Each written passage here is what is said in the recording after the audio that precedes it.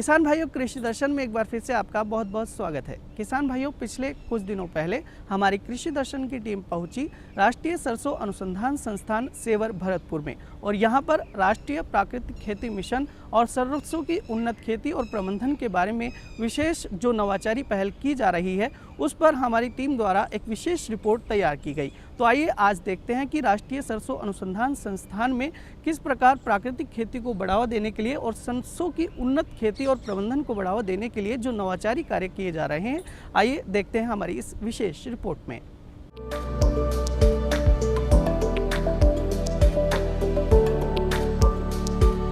किसान भाइयों नमस्कार। जैसा आप लोग जानते हैं कि भाई सरसों की बिजाई का समय आ गया है, और सरसों की बिजाई जो आमतौर पर अपन करते हैं कि अक्टूबर के महीने में इसको शुरू कर देते हैं।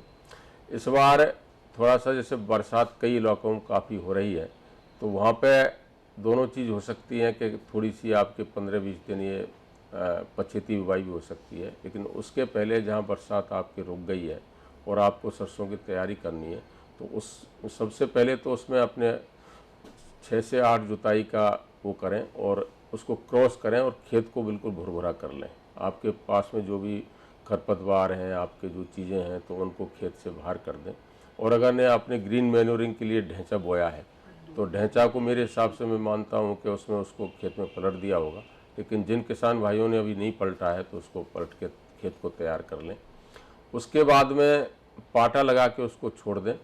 और सरसों की जब आपको बुझाई करनी है, तो उससे कुछ पहले उसको फिर जुताई करके और खेत को जिससे उसमें नमी संचित रहे वो प्रक्रियाएं आप कर लें।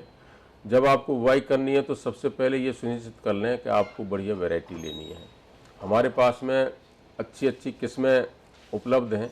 आपको समय से बुवाई करनी है, तो ये ज़रूर ध्यान में रखें कि समय से बुवाई करने वाली किस्मों का बीज आप समुचित मात्रा में उसका प्रबंध कर लें। जैसे 1 हेक्टेयर के लिए बिजाई के लिए 4 से 5 किलो की हम रिकमेंडेशन करते हैं। और किसान भाई ये ध्यान जरूर रखें कि उसको बीज को उपचारित कर लें, जिसमें कि जैसे 2 ग्राम प्रति किलोग्राम कार्बेंडाजिम की रिकमेंडेशन है। तो वैसे तो सरकार के आदेश हैं, जो भी बीज आपको मिलता है वो ट्रीटेड बीज मिलता है, तो उसको सुनिश्चित कर लें। उसके बाद में जब आपको बुवाई करनी है, तो सबसे पहले जो बात आती है खाद की आती है। किसानों का बड़ा जोर रहता है कि भाई डीएपी नहीं मिल रही है, तो डीएपी का मस्टर्ड में अगर आप प्रयोग नहीं कर रहे हैं और उसकी जगह सिंगल सुपर फॉस्फेट है, उसका प्रयोग कर लें तो सबसे ठीक होगा। क्योंकि सिंगल सुपर फॉस्फेट की जो उपलब्धता वो ठीक है, और इसका जो सबसे बड़ा फ़ायदा यह है कि तेल की मात्रा को बढ़ाता है। अगर आप एसएसपी का प्रयोग करते हैं, तो उसमें आपको 2% की जो मात्रा है तेल की आसानी से बढ़ाई जा सकती है। दाने की चमक भी बनी रहती है। इसमें जैसे अपन प्रति बीघे की बात करते हैं, जहाँ कच्चे बीघे होते हैं 6 बीघे 1 हेक्टेयर में होते हैं, तो करीब 40 से 42 किलो एसएसपी का और 1 बीघे के हिसाब से कर लें। और 14 से 15 किलोग्राम जो यूरिया है उसका जब आप उसकी तैयारी कर रहे हैं खेत की, तो तैयारी से पहले उसको मिक्स करके और खेत में मिला दें और पाटा चला दें, और उसके बाद में 1-2 दिन बाद उसकी बिजाई कर लें। तो ये प्रमुख रूप से जो बिंदु आपको ध्यान में रखने हैं। अगर आपकी किसी कारण से खेती की सरसों की बिजाई लेट हो जाती है, जिन खेतों में पानी भरा हुआ है, तो उसमें ये ध्यान जरूर रखें कि आपको ऐसी किस्मों का चयन करना है जो कि विशेष रूप से पिछेती बुवाई के लिए सुनिश्चित की गई हैं। उसमें हमारे जो भारतीय सरसों अनुसंधान संस्थान है, इसमें एक ब्रजराज किस्म है, एक राधिका किस्म है, और एक नई किस्म आई है BPM-11 है। ये तीनों किस्में ऐसी हैं जो कि पिछेती बुवाई के हैं। BPM-11 आपकी जो सफ़ेद रोली होती है उसके लिए भी सहनशील है। तो किसानों को सलाह दी जाती है कि जहां आपकी खेती की बिजाई बहुत लेट हो रही है, तो उसमें देरी से बुवाई की जाने वाली किस्मों का ही प्रयोग करें। इसमें भारत सरकार ने एक महत्वाकांक्षी और महत्वपूर्ण योजना शुरू की है प्राकृतिक खेती के लिए। इसका जो मुख्य उद्देश्य यह है कि जो हम सोइल की हेल्थ की बात करते हैं, जैसे एक बड़ा कंसेप्ट आता है कि सुबीजम सुक्षेत्रे जायते संपदेते, मतलब बड़ा कंसेप्ट है कि अगर बीज ठीक होगा और आपका प्रक्षेत्र ठीक होगा तो आपको उपज बढ़िया मिलेगी। हो क्या रहा है कि अपन भूमि को अपनी माँ मानते हैं। अगर माँ की कोख ही खराब है, तो आपका जो बच्चा है वो स्वस्थ पैदा नहीं हो सकता है। आप देख रहे हैं कि अंधाधुंध तो नहीं कहेंगे, लेकिन जो इम्बेलेंस्ड फर्टिलाइज़र का यूज़ है, उससे जो सॉइल की हेल्थ है काफ़ी ख़राब हो रही है। अगर किसान भाई अपन देखते हैं तो पहले जैसे 5 किलो यूरिया प्रयोग करते थे, फिर 10 हुआ, अब 15 पे आ गए, तो निरंतर ये डोज बढ़ती जा रही है और सोइल की जो उर्वरा शक्ति है और उससे जो पैदा हो रहा है उसका प्रभाव मानव जीवन के स्वास्थ्य में भी पड़ रहा है। उसमें कैंसर जैसी घातक बीमारियां हैं, श्वास संबंधी बीमारियां हैं, आपके उच्च रक्तचाप की बीमारियां हैं, ये सब आपके जो पेस्टिसाइड और इंसेक्टिसाइड का जो प्रयोग है इससे आ रही हैं। इसी को ध्यान में रखते हुए नवंबर 2024 में 10,000 करोड़ के आउटले से और भारत सरकार ने एक योजना अनुमोदित की जिसको कहते हैं कि प्राकृतिक खेती मिशन, और इसका जो उद्देश्य था 1 करोड़ किसानों तक अपने को पहुंचना है। तो इसी संदर्भ में हमारे भारतीय सरसों अनुसंधान संस्थान में योजना शुरू की गई है और यहाँ पे हमें 4 मॉडल फार्म विकसित करने की जिम्मेदारी दी है, जिसमें 3 किसानों के यहाँ और 1 हमारे यहाँ विकसित करना है। इसको हमने पिछले इसी सोमवार से और 5 दिवसीय कृषि सखियों का एक प्रशिक्षण कार्यक्रम आयोजित किया है, जिसमें उनको ये बताना है कि भाई प्राकृतिक खेती है क्या, कैसे आप जो आपके पास में उपलब्ध चीज़ें हैं, जैसे गाय सबके यहाँ है, उसका गोबर है, उसका मूत्र है, आपके पत्तियाँ हैं, खेतों का जो प्रोड्यूस है, उस सब से ही अपने को खेती करनी है, तो किस तरह से अपन कर सकते हैं इसके बारे में एक अवेयरनेस प्रोग्राम है, उनको ट्रेनिंग प्रोग्राम है, उनको ज्ञान को बढ़ाना है, उनके कौशल को बढ़ाना है।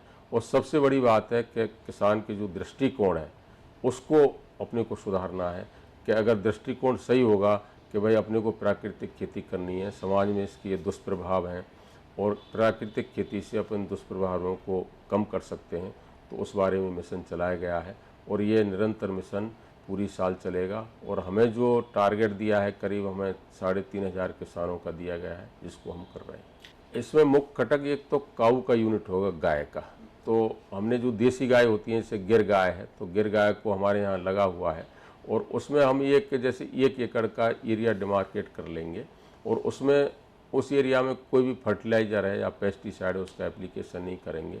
और आप हमारे पास में जो भी हैं चीज़ें हमारे पास में उपलब्ध हैं, जो वातावरण से, जिसको कहते हैं बायोडाइवर्सिटी, तो जो भी जैव विविधता है उसमें जो उपलब्ध है उन चीज़ों का प्रयोग करेंगे। किसान भाइयों को थोड़ा सा मैं बताऊंगा कि हमारे यहाँ जो बीज पखवाड़ का आयोजन है वो सितंबर माह में किया जाएगा। तो हमारे पास जो भी उच्च उत्पादन क्षमता वाली भी किस्में हैं, हमारे संस्थान ने अब तक 14 किस्म विकसित की हैं, जिसमें कि समय से बुवाई वाली भी हैं, पहले बुवाई वाली हैं जिसमें कि तापमान के प्रति प्रति होता है, लेट से बुवाई वाली हैं, और एक किस्म हमने 2 किस्में ऐसी भी निकाली हैं जिसमें कम एरोसिक एसिड है, जिनको कि क्वालिटी किस्म भी कहते हैं। तो उनका बीज हमें 130 रुपये प्रति किलो रखा है। तो किसान पहले आओ पहले पाओ के आधार पर ले सकते हैं। तो ये किसानों की सूचना के लिए। किसान भाइयों, जैसा आप जानते हैं कि जो दूरदर्शन है ये एक सशक्त माध्यम है जो कि आपके कृषि की नवीनतम जानकारियाँ हैं, नवीनतम किस्में जो ईजाद की गई हैं वैज्ञानिक लोगों ने, नई नई तकनीक जो बनाई हैं, चाहे वो आपके प्रोडक्शन को बढ़ाने की हैं, चाहे आपके पौधों को संरक्षित करने की हैं, इससे संबंधित कई डेवलपमेंट की योजनाएं, कहाँ ICR के जो संस्थान हैं या कृषि विभाग से संबंधित परियोजनाएं, इसमें एक सशक्त भूमिका निभा रहा है। तो ये नियमित रूप से प्रसारण करते हैं, किसानों के लिए प्रोग्राम रखते हैं। मेरा निवेदन यह है कि जो भी ये प्रसारण करें उनको नियमित रूप से देखें और जो सलाह किसानों को देते हैं, चाहे विशेषज्ञों के द्वारा चाहे अपने ज्ञान के द्वारा, उसको अपनाएं और अपना उत्पादन बढ़ाएं और अपनी इनकम बढ़ाएं।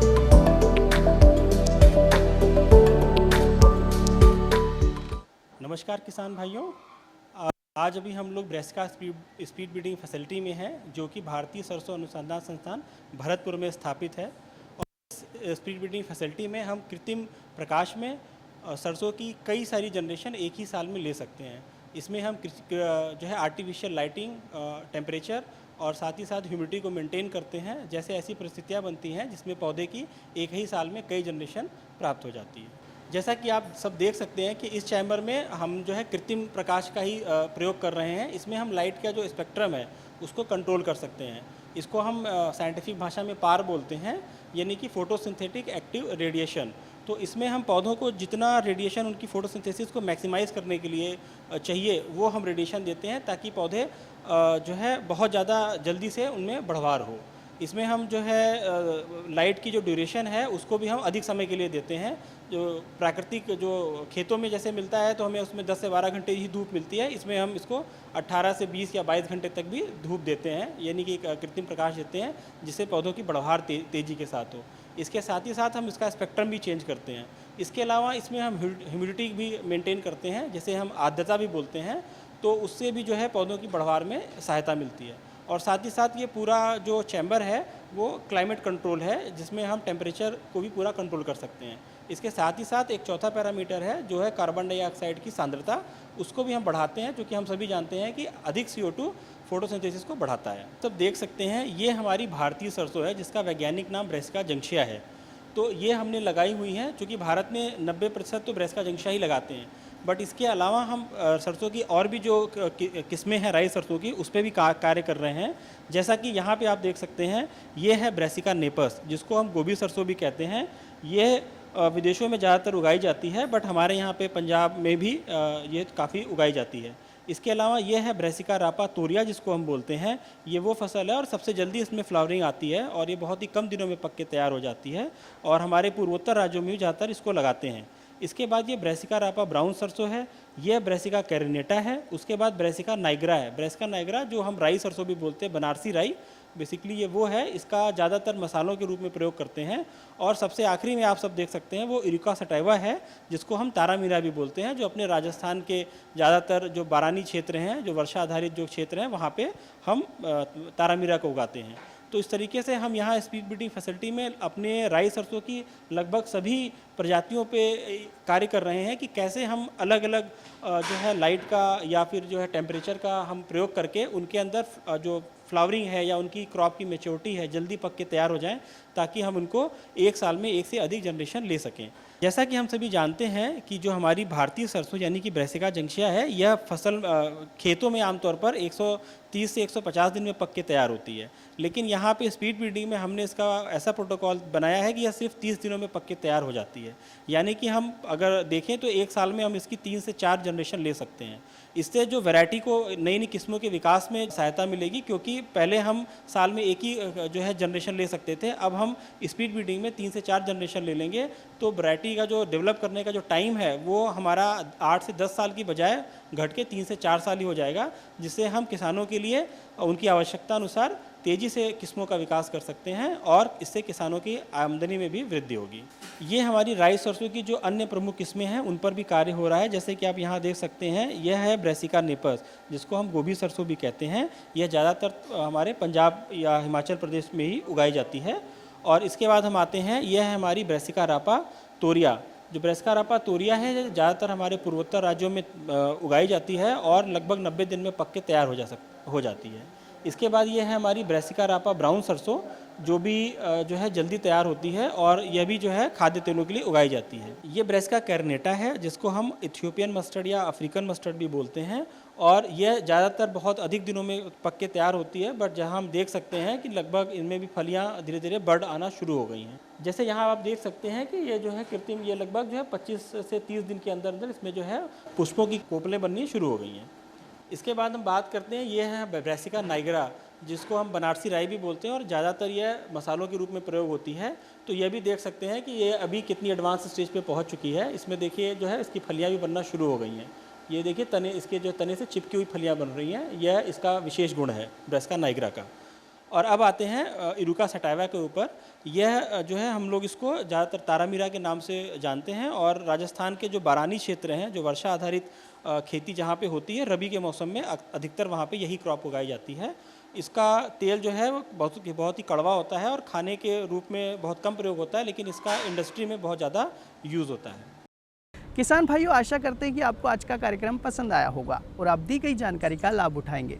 फिर भी आपके मन में कोई सवाल है तो आप हमें पत्र लिख सकते हैं। हमारा पता है कार्यक्रम कृषि दर्शन, दूरदर्शन केंद्र, झालाना डूंगरी, जयपुर। आप हमें ईमेल भी कर सकते हैं। हमारा ईमेल एड्रेस है krishidarshanjaipur@gmail.com। आज के लिए इतना ही। कल फिर मिलेंगे एक नए विषय और एक नई जानकारी के साथ। तब तक के लिए नमस्कार।